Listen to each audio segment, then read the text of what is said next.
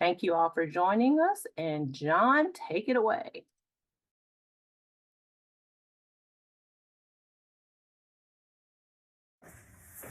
Welcome to the Emory Alzheimer's Disease Research Center. Today, you need that chair because I told you we're going to get that cardio in today. Make sure you have a sturdy chair. In 5 seconds, we're going to get started. In 5, 4, 3, 2, and 1.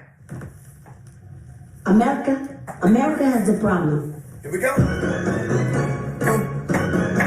Come on now. We're waking them legs up. Here we go. Water. Flat.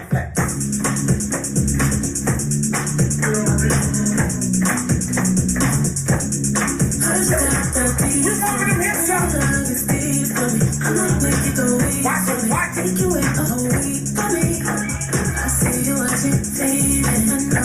Come on, give me that waistline. Open that hip up. Come on. Bring it back. Let's go. Come on. Let's go. Turn it that way.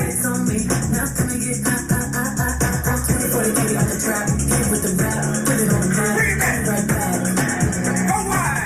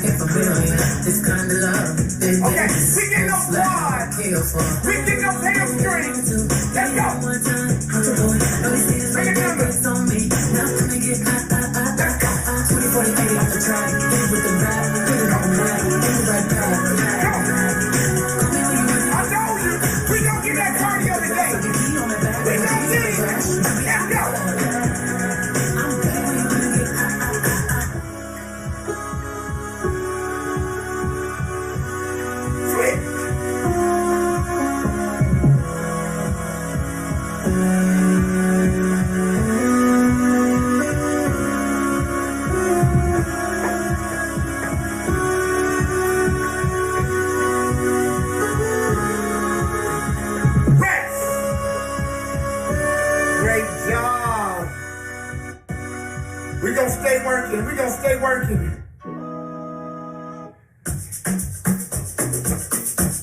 Come on. We're going to keep that circulation going. Now we're really going to get them hips. Then we're going to get that upper body. And then we're going to get those abs. Let's go. Loosen the hips up. Come on.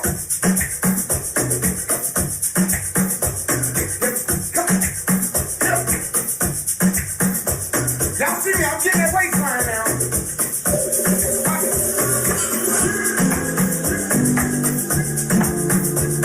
Come on, give me that hip.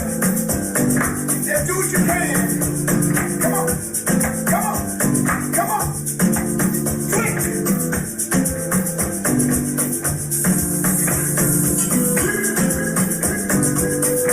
Watch it now. Watch it. Switch.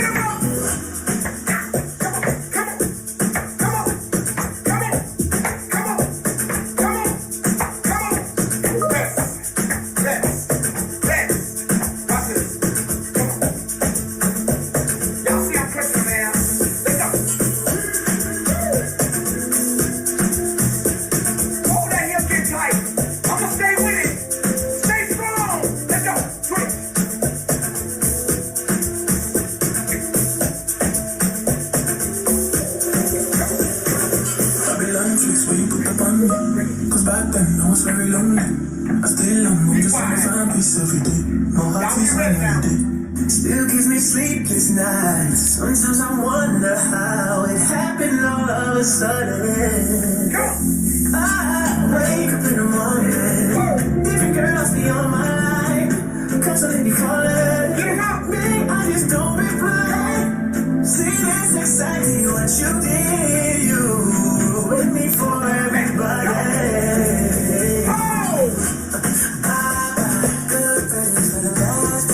Bring it back.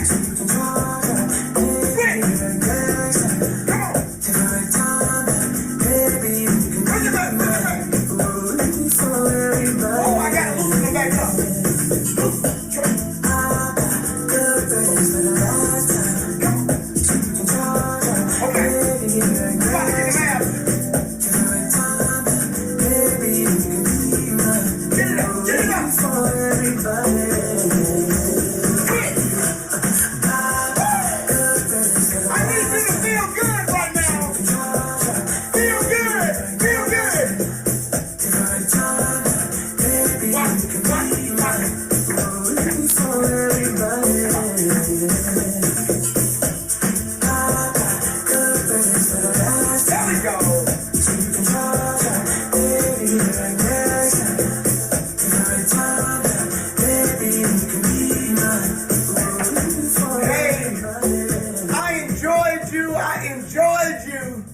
And if no one told you thank you for doing something special for your body each and every day.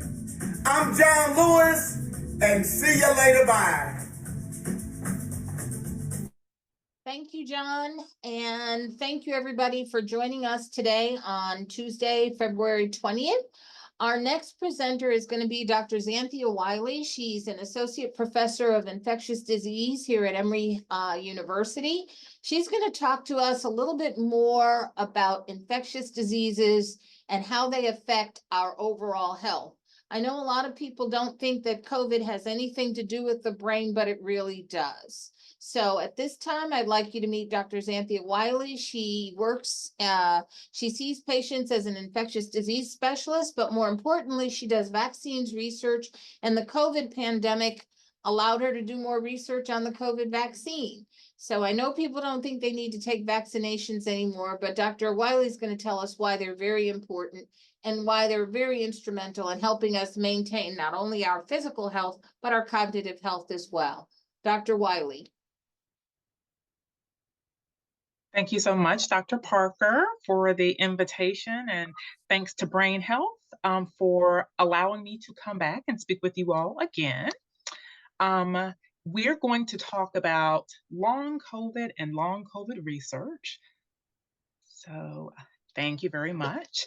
So again, I'm Zanthia Wiley. Really want to let you all know I'm excited about being here. I love taking care of patients, but I also do promotion of vaccines because they are preventive and they can keep all of us from getting sick. And I'm a clinical researcher as well. Next slide, please. So my disclosures, I am an investigator with the Hope Clinic Vaccine Treatment and Evaluation Unit.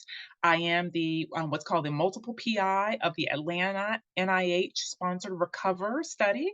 And I'm going to tell you a lot about the RECOVER study today, as well as the clinical trial and upcoming clinical trials that are coming up within the next few months. Next, please.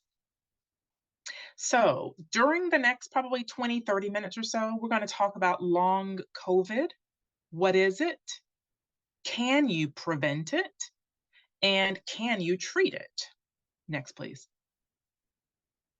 Okay, so anytime anyone wants to know anything about COVID, you can always Google CDC COVID data tracker, because I always like to know exactly where are we, on a day-to-day basis.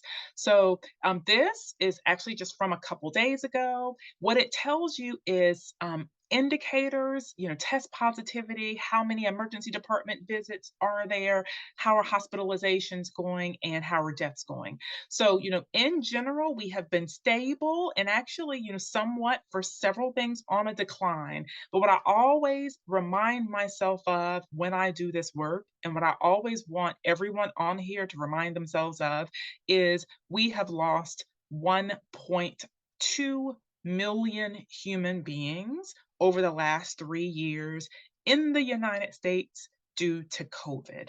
So it is still here. It is still causing deaths, but there are things that we can do to prevent that. Next, please. I always like to show this slide during my talks. What this is almost all diseases associated with disparities, health inequities, differences in treatment, differences in diagnosis. So COVID-19 really magnified, the understanding of this for me over the last several years. And all of us either are living with, taking care of someone, love someone with many of these, diseases, from diabetes, cancer, heart disease, kidney disease, people who are living with HIV. And I think it's really great to have all of that on this slide, because COVID-19 and almost everything else on this slide can exacerbate and worsen symptoms. So when you add COVID-19 on top of any other, health inequity, type of illness, those symptoms can be exacerbated. So this is why we want to prevent it, offer some treatments for long COVID, and talk to you about, some of the upcoming research with long COVID. Next slide, please. And as a reminder, this slide is not going to show you all anything that you don't already know. So what this is looking at the percent of people who received the COVID-19 vaccine by race and ethnicity. And you'll look at the date, take a look, it's from December 14th to May 10th. That's when, a lot of this, this data from the CDC has been reported up until this time. So this is the, the best snapshot that we have. So if you look, up top, you have American Indian, Alaska Natives, Asians, Black, Hispanic, multiracial, non-Hispanic, or Pacific Islander, and white. And what I have done is circled the vaccine uptake in Black communities, and want you to kind of compare that with the vaccine uptake in other communities. A lot of us are not surprised. Yes, there are health inequities, there are access issues. We must always talk about social determinants of health. Yes, there is decreased vaccine confidence and vaccine hesitancy, but also that is justified. People, historically have a reason to not necessarily trust, some of the things that are available. But these disparities in the uptakes of vaccine equates to, next slide, please, a lot of COVID-19's unequal impact just in general. So yes, we know there were decreased uptake of vaccines, and it has equated, if we look at deaths, this is, through August 2020, so very early in the pandemic, the highest death rate, we've heard this before, is in Black persons, Indigenous persons, essentially people of color. And if you were to look at the death rates, even beyond August 2020, we still see that as well. Okay. Are you all seeing me okay? I just saw the message saying that it's unstable. Am I coming through okay? Yes. Okay, fantastic. Next slide, please. Okay. And most importantly, we're talking about lives and lives lost. So this is looking at life expectancy, the change in life expectancy, the first couple years of the pandemic between 2019 and 2020. So if you know a Black man, okay, I think all of us know a Black man, there is a decrease in life expectancy by 3 years in Black men, 2.4 years in Hispanic men, 2.3 years in Black women. So, not having equitable uptake in the vaccine does contribute and has contributed to inequities with respects to hospitalizations. And we're talking life here. Next slide, please. Okay, so everything that I do, and I'm sure and I hope that everything that all of us, all 179 of us on this call, we're focused on health equity. What we want is I want to be able to take my mother to the doctor and know that she's going to receive, the same care as anyone else is. Not asking for more, not asking for less, but a lot of this is about health equities. So I have to think about this as well with respects to long COVID. Next slide. So let's define long COVID. What is it? And I want to start off by saying long COVID is still being described, still being researched. We're still trying to find a lot of the answers. And to be honest with you, a lot of the answers are we don't know, which is why we're doing these research studies. Okay, next slide. So what is it? If you take a look at this, so this is a paper that was published in 2021. And this is kind of, relatively early on in COVID. And what they were noticing, this is an analysis of, they added up 21 studies, 48,000 almost patients. They range from ages of 17 to 87. And what they were seeing is people who are surviving COVID are still struggling with, health outcomes. And this is looking at 50 long-term effects. If you look at these bubbles, the biggest bubble is fatigue. And we see headache, we see shortness of breath, etc. So, and 80% in this study of people who survived COVID, and we're not just talking about people who were really sick in the ICU, etc. We are talking about people who had COVID, were able to stay at home. There were people who were having prolonged side effects. This is beyond that 1 month period after, they initially had COVID.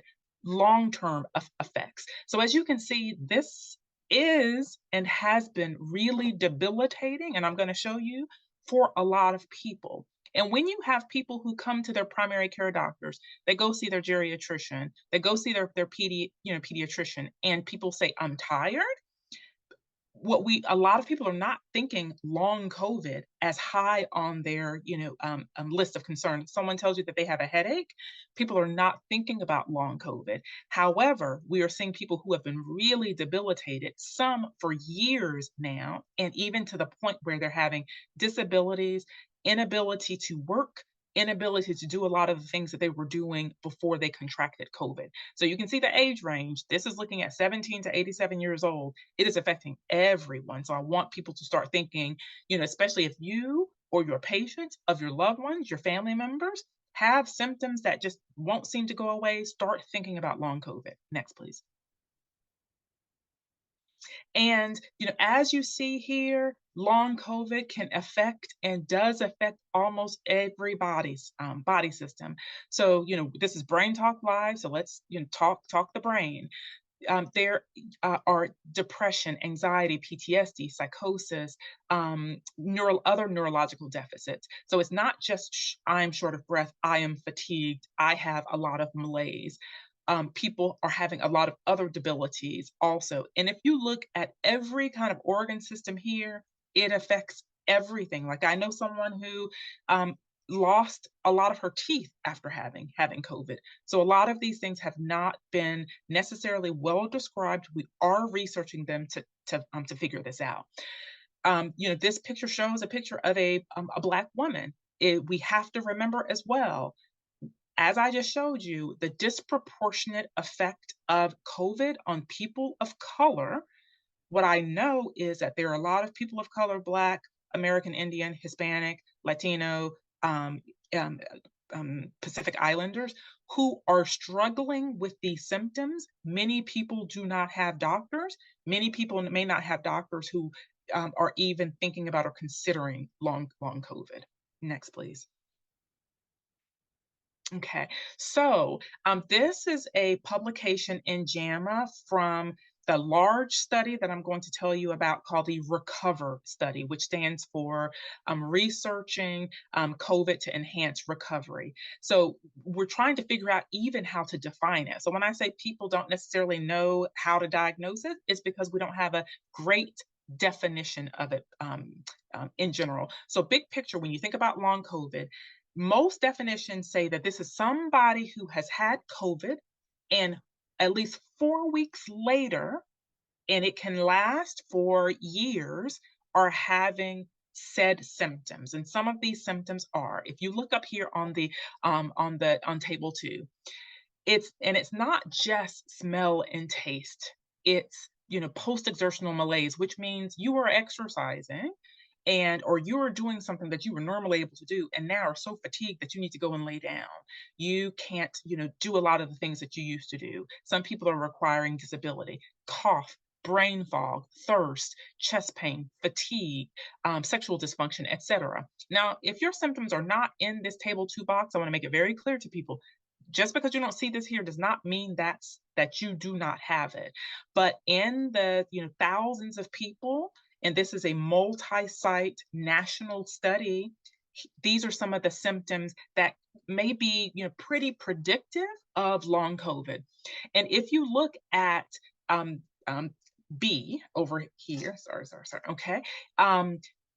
Symptom frequencies, you can see the highest frequency is post-exertional malaise, you're tired, fatigue, brain fog, where people who, are usually able to concentrate and are, pretty sharp and things like at their job, can't even concentrate well enough.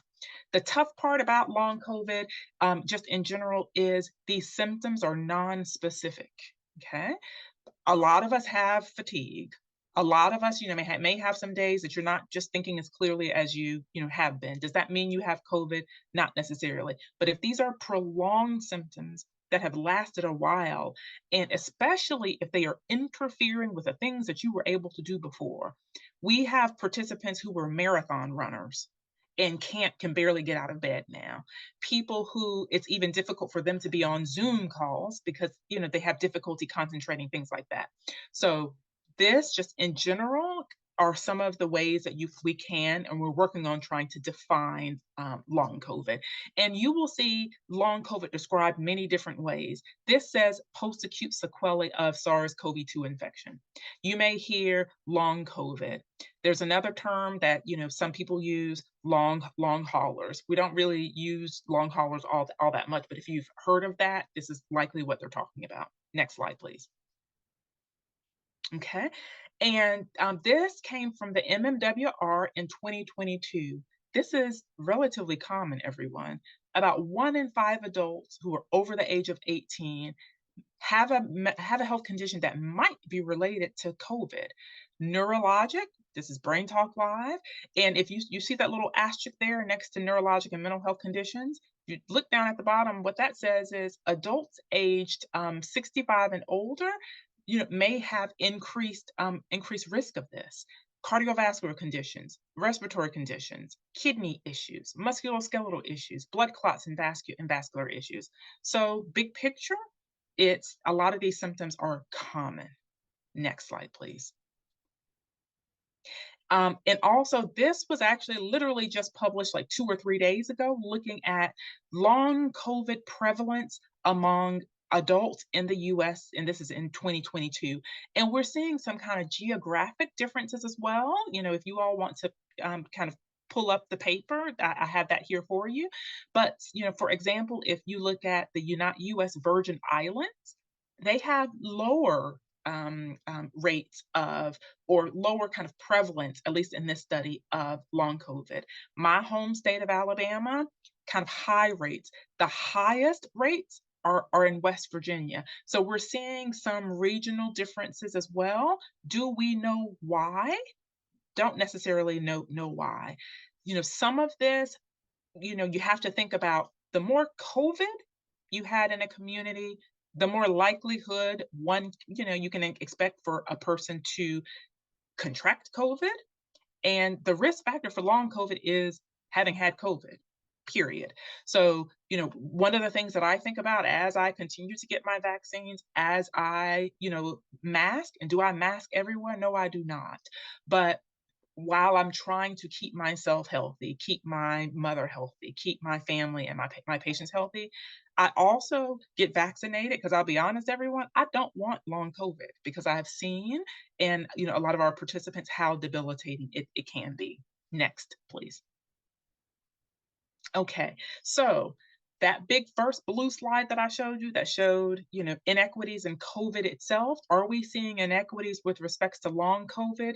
Yes. And as someone who thinks about health inequities, and I'm sure that you all as well, it's sad, but it's true. But if there is a disease and you look for inequities, we typically we are seeing this. So that our NIH Recover studies has shown, yes, there are some disparities, not surprisingly, with long COVID. And here's a study as well looking at racial, ethnic, and sex disparities in long COVID. And if you take a look here on the left side, so anything where the bar is heading up is kind of higher. Where the bars are heading down, there's lower long COVID symptomatology. And if you can see here, at least in this study, it was highest in Hispanic persons, in Black persons, and in women. So there we have studies going on as well to see, are there biological differences that are predisposing women to have long COVID symptoms more so than men. So this research is being done. And if you look at people who have the lowest rates and lower prevalence and lower symptomatology of long COVID, as you can see here, people who have private insurance. And I'm convinced a lot of people who have private insurance have physicians who may be talking to them about vaccines and making sure, and talking to them about updating their vaccines. They have, likely, if you have private insurance, you may have access to a vaccine clinic. You may feel safe going to a clinic and not worry about immigration or things like that. And if you are not a citizen. So these are things that we have to think about as well. And people, this is why it's also important to please consider getting your vaccinations. It's not just this study, but other studies have shown some association between getting your COVID vaccines and your updated COVID boosters and updated vaccines with decreased likelihood of long COVID symptoms. That is another reason why I get my updated vaccines, to decrease my likelihood of having long COVID. A lot of people, including myself very early on, when we're thinking about COVID, you just wanted to live. Like, no one in March 2020, there was so much death. It was, please, I do not want to die from COVID. And then, it's, I don't want to be hospitalized with COVID. But I want you to start thinking about getting your vaccines, because I promise you don't want long COVID. Okay, next slide, please. So we've talked a bit about what is it. So these are symptoms that occur after you have COVID, typically 4 weeks or later. Can be many things, but are usually associated with shortness of breath and fatigue and brain fog that are limiting the things that you were able to do before. How can you prevent it? I have alluded to this. You prevent long COVID by not getting COVID. Next slide, please. Okay. So some of the things that you can do, and these are some of the things that I continue to do as, to this day. I get my vaccines. I get my updated, vaccines, not just COVID. Get my flu. I got my flu shot and my COVID shot the exact same day. Ventilation. Am I wearing a mask everywhere I go? No.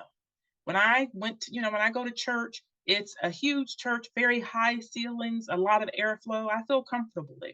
If I happen to be sitting next to someone that I see is coughing, I pull my mask out of my purse and put it on. So, kind of thinking about where you are, decreasing your likelihood of getting it, and masks. If we have high levels of COVID, consider wearing your masks depending on where you are. So take precautions. Next slide, please. And with respects to, people, understandably, because a lot of things change and you don't know when are you due to get a vaccine.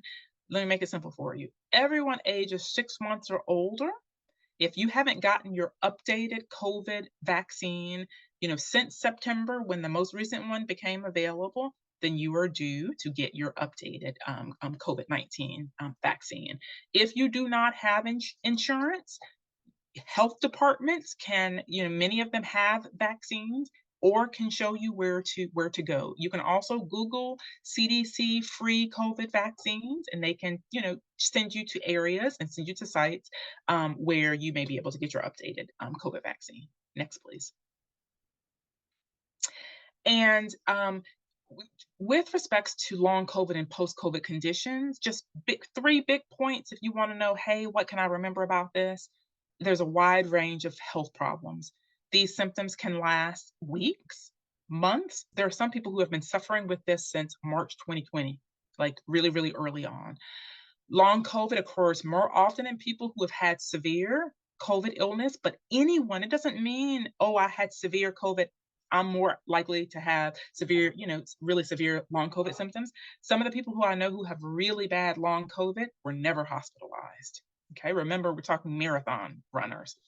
And last, but honestly, I think most importantly is if people who are not vaccinated against COVID and become infected may have a higher risk of developing long COVID compared to those who have not been vaccinated.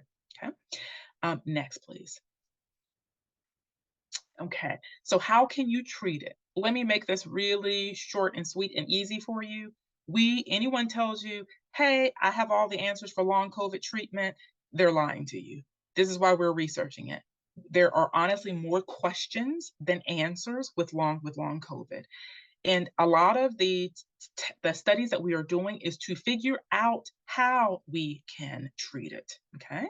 So next slide, please. And I'll take you through some of our research. So I am MPI of the Atlanta hub, one of the MPIs of the Recover study. This is researching COVID to enhance recovery. And thank you very much. I see that someone actually even put the link in the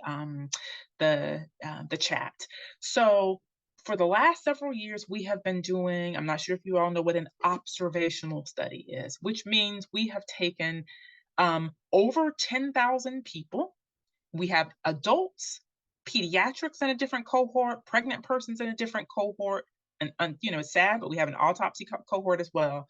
But I'm with the adult cohort, looking at thousands and thousands of people to kind of help describe what's going on. No medicines were given, nothing fancy was given. A lot of this is we're doing blood tests and nasal swabs and testing their poop, et cetera, to even try to define this. So we've done this for some years, and now we're at the point where we can, we have enough information to say, now let's start thinking about clinical trials to figure out how the heck can we treat this and prevent a lot of the disability that people are having. So next slide, please. Okay, so one of the ones that we are enrolling in Atlanta, and this is another thing, everyone, this isn't just where I work at the Hope Clinic. So we are enrolling at the VA Medical Center, at Morehouse, at Grady, okay, with Kaiser. So all of us are working as a team, all 5 of us, and we call ourselves with you Atlanta Hub. So Recover Vital is viral persistence and reactivation and immune regulation. So big picture, what we're trying to figure out is there persistent COVID virus that is still in people's systems after many years that is contributing to this? And a medicine that many of you may be familiar with called Paxlovid is the intervention that we are doing in this clinical trial. Next slide, please. So I always like to, so for people to see and know who kind of the leader is for Recover Vital. So Recover Vital is being led by Dr. Zimmerman, who is based at Duke. She has done, many clinical trials for many years. She has her MD, has her PhD, has her MPH, has tons and tons of degrees. She's amazing. Recover Vital, actually, we enrolled our first participant, not in Atlanta, but just in general. Remember, this is a national study in July. The planned enrollment is 900 people. This is an interventional study. So remember, I was telling you before, the big Recover is observational. We're going to look for years to see what we can find, what symptoms, what else is going on. This is an interventional study. So phase 2, just to educate people who don't know a lot about research, phase 1 starts with literally a very tiny few super healthy, typically young people. Make sure that they do okay. Then you move to phase 2, which is usually maybe about 1,000 people before you move to phase 3, and before this is kind of widespread. So you have to study things first in a safe environment. Next slide, please.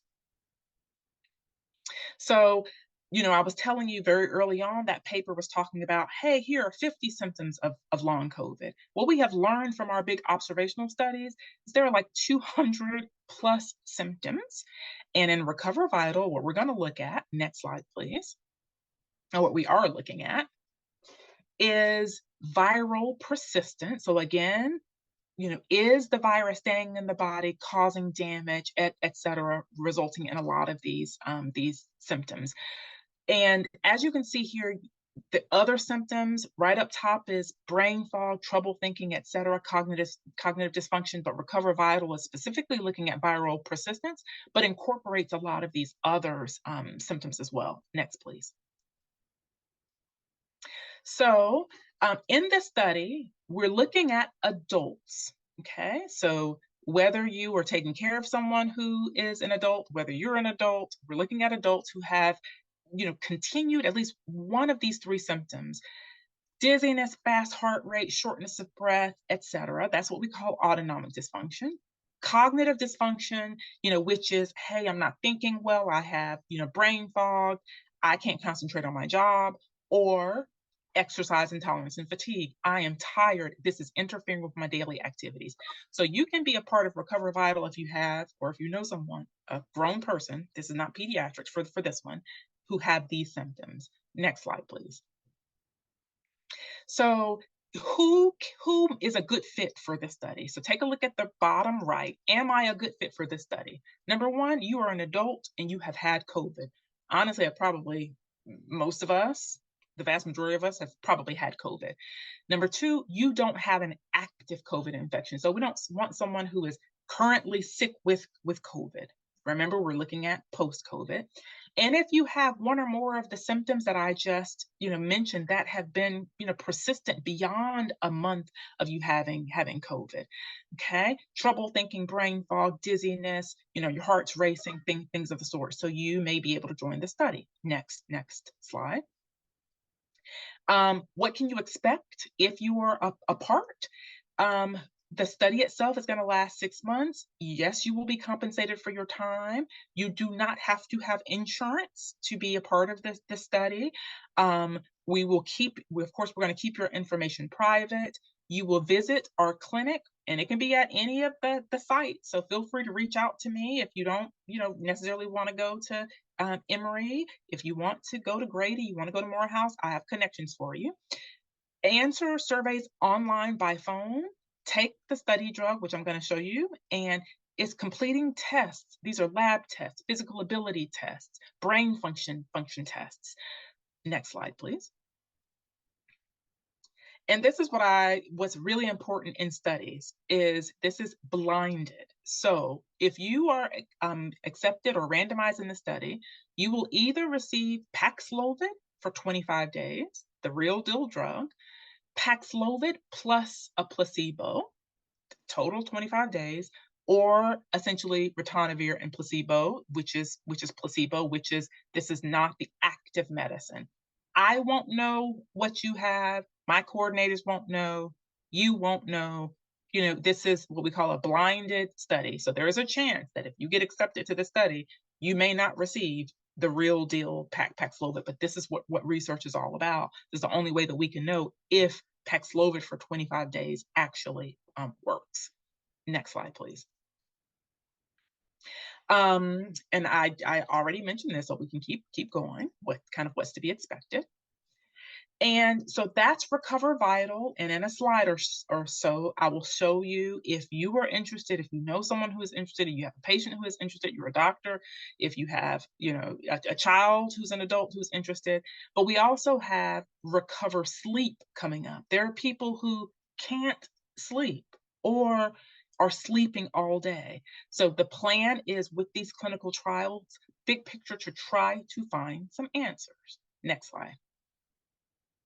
And again, Recover Sleep is coming soon. We are not enrolling. Nowhere in the United States is enrolling for that one just yet. Next, please.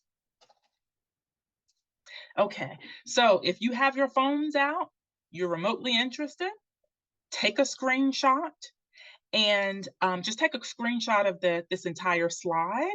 That QR code will take you straight to the Hope Clinic, which is our vaccine center clinical research site that has been around for decades. I don't want anyone to think that what we're doing is new. We've been doing clinical research for decades there. And there's also the phone number to our coordinator, email to the coordinator. Please go to recover.org/vital to research this. Think about this is, if this is something that you may be interested in, know that, you may be randomized and you may be able to join the study, but I always like to make it very clear to people that this doesn't necessarily mean you're going to get the intervention drug. Okay. So you all can, feel free to reach out. So this is one of the studies. Let's go to the next slide. There are two more that my colleague, Dr. Gracia, I think spoke with you all about a couple weeks ago. These are other vaccine studies. Just take a quick screenshot of them. And if you are interested, we are enrolling for these, for these as well. You are compensated for your time. What we appreciate the most is this helps us find answers to figure out the best thing to do for our fellow human beings. Next slide. So, big picture, everything that I do is about health equity, okay?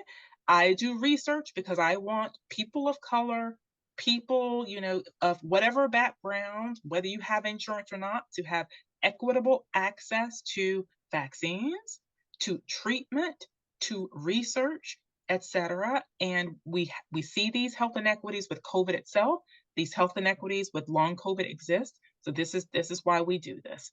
And this is my final slide. And I think there's some questions there, and happy to do some rapid fire question and answers for you. And if we can go back to a couple slides in case the people wanted to take a picture of how to reach out to the Hope Clinic, that'd be awesome. Thank you. So Dr. Wiley, there are several questions, both in chat and in the Q&A. Yes. One of them has to do, there are a lot of stories there. I'm going to bypass those for the minute.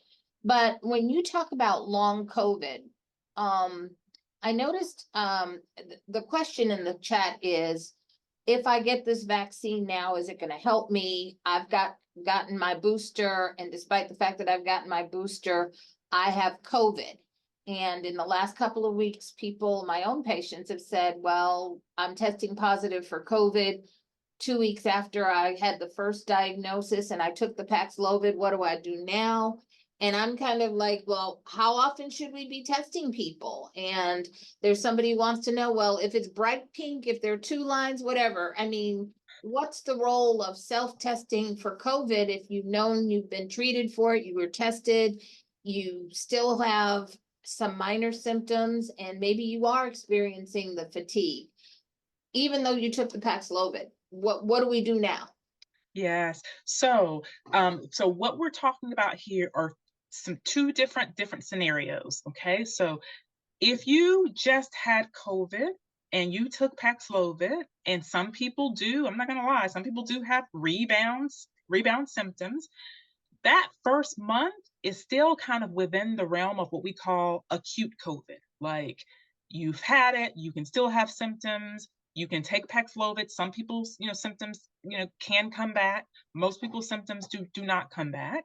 So won't call you long COVID until you were fully out of that initial period. And we're talking months later than you have long COVID. So what do I suggest? If you are high risk of being hospitalized or high risk of dying from COVID, and this includes, people of older age, diabetes, other medical issues, etc. This is a conversation that you must have with your primary care provider about, hey, am I the person who, should have Paxlovid? If you meet those criteria, probably so. Would I typically recommend it? My mother is, in her late 60s. If she got COVID today, would I recommend Paxlovid for her? Absolutely.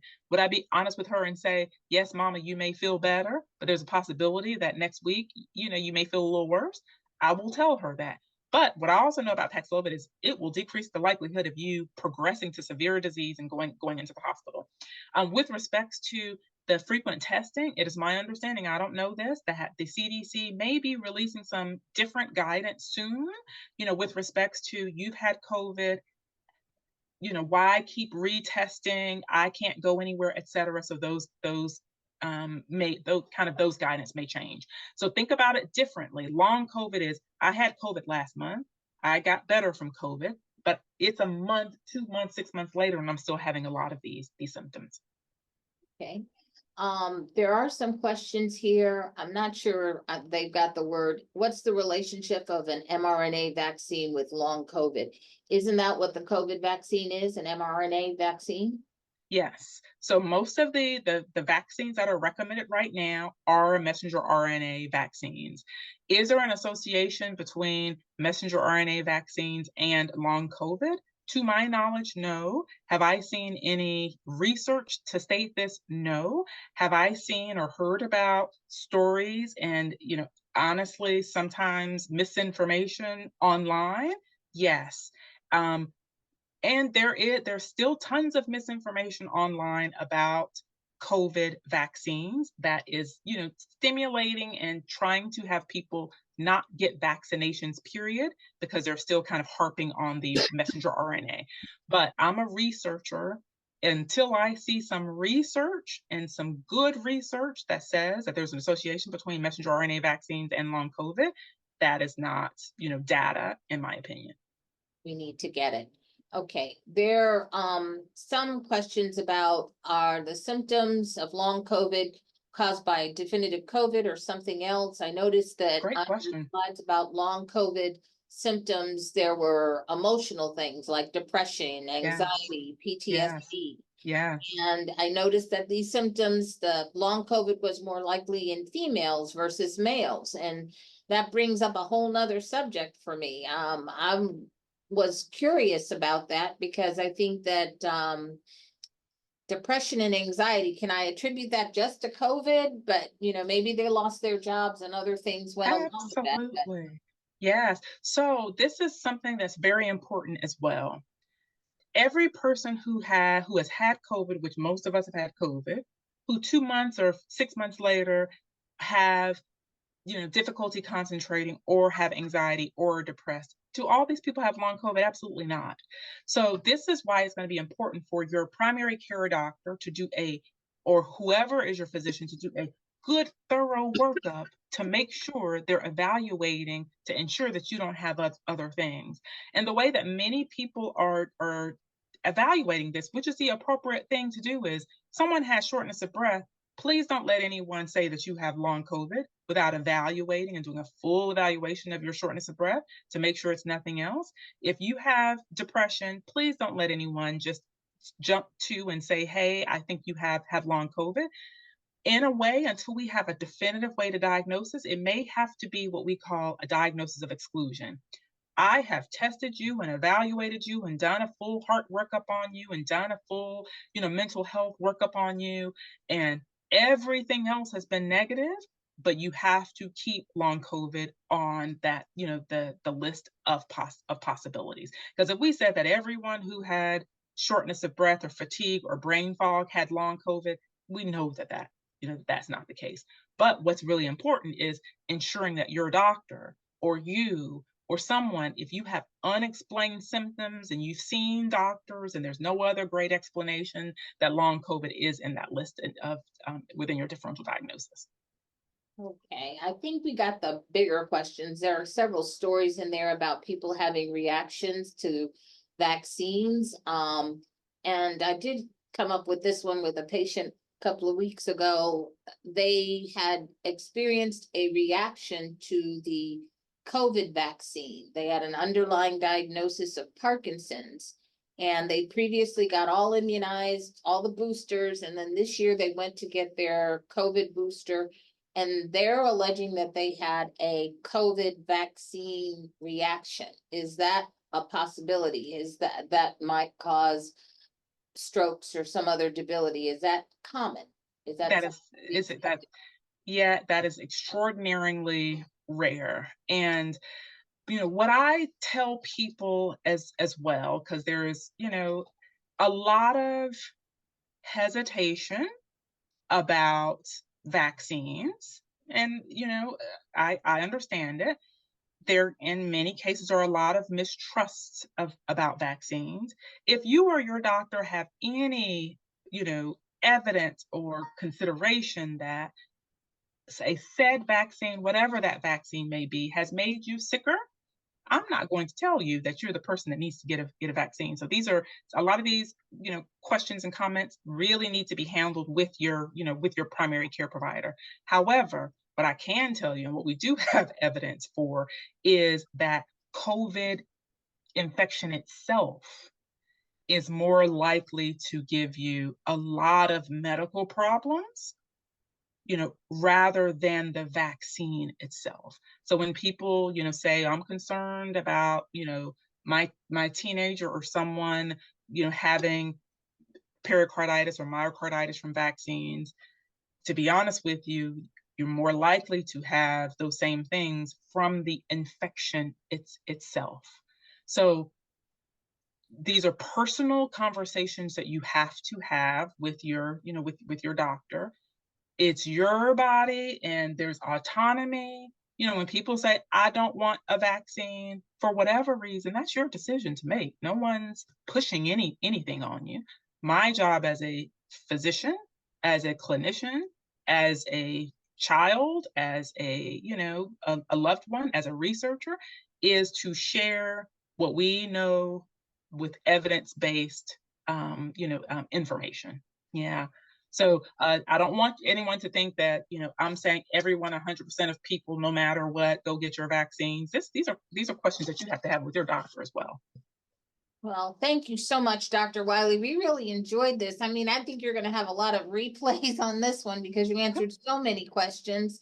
And again, we put in the chat the calls. Is there any exclusion for participating in the Recover study?